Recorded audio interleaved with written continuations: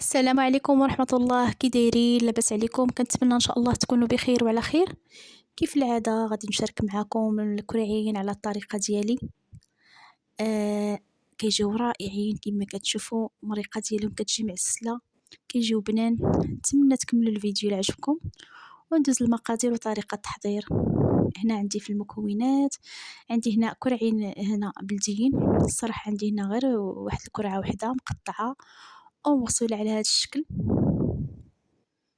صافي راه كتجيبهم عند الجزار، راه مقطعين ومشوطين، غير كتغسلوهم صافي. عندي هنا واحد الراس ديال الثومه كبير، عندي هنا واحد البصله كبيره مقطعه على هذا الشكل، وعندي الحمص فزكتو ليله قبل، وعندي زيت العود، وغادي نزيد باقي شويه ديال زيت نباتيه، وعندي العطريه اللي فيها تحميره، عندي الملحه، الخرقوم، السكنجبير، البزار، وشويه ديال الكمون مخلط مع قزبر حبوب.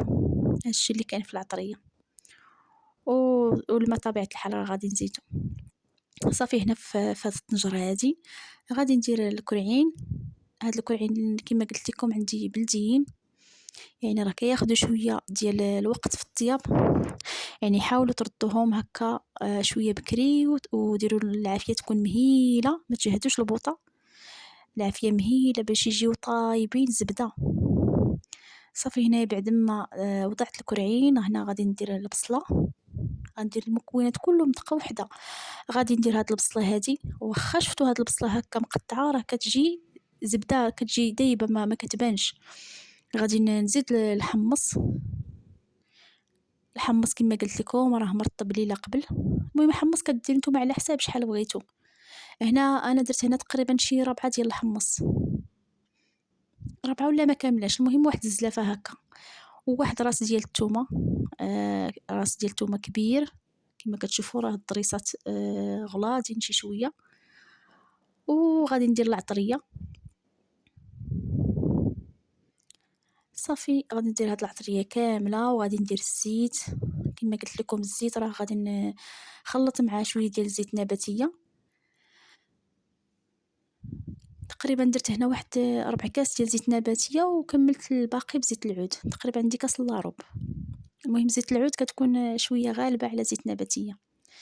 صافي وغادي نروي بالماء الكافي. المهم الماء كترويو بالماء الكافي باش يجيو طايبين، ما تبقاوش تزيدوا كل مره الماء. هنا عندي هاد القبيطه ديال الربيع، غير حزمتها وحطيتها هكاك.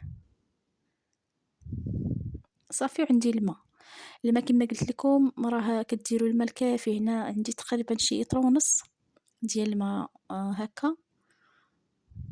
المهم راه كتغطيو هاد الحمص وهاد الكرعين كيتغطاو. هنا راه غادي نزيد باقي واحد شويه حتى يتغطى لينا الحمص ويتغطى لينا هذاك الكرعين. صافي وغادي نحرك كلشي كما كتشوفوا هكا، وغادي نردو فوق البوطه. هنا راه زدت واحد شويه ديال الماء، المهم هانتوما شدوا القياس حتى يتغطى لكم بحال هكا. صافي وردوهم على عافيه تكون مهيله، وخليهم يطيبوا على خاطرهم. راه كيجيو هاد الكرعين بلديين، راه كيجيو واحد البنه فيهم الصراحه رائعين، احسن من هادوك الاخرين. واخا حتى هادوك حتى هما كيجيو بنان، ولكن هادو عاوتاني راه شي حاجه الصراحه واعره. صافي هنا بعد ما حليت الطنجره لقيت، المهم لقيت هنا باقي شويه ديال المرقه. صافي خليتها، عريت عليها الغطا وخليتها حتى تعلكت ليا ديك المرقه. المهم حتى وقفات. المهم انا كتعجبني تبقى فيهم شويه ديال المرقه، ديك المرقه ديالهم كتجي لذيذه وكتجي معسله. صافي على هاد الشكل هكا. المهم هانتوما راه طايبين بزاف. وصافي هذا هو الشكل النهائي. نتمنى يعجبكم الفيديو ديال اليوم، وتجربوا هاد الوصفه وتخليوا لي واحد البصمه. الله يجزيكم بخير كيف العاده.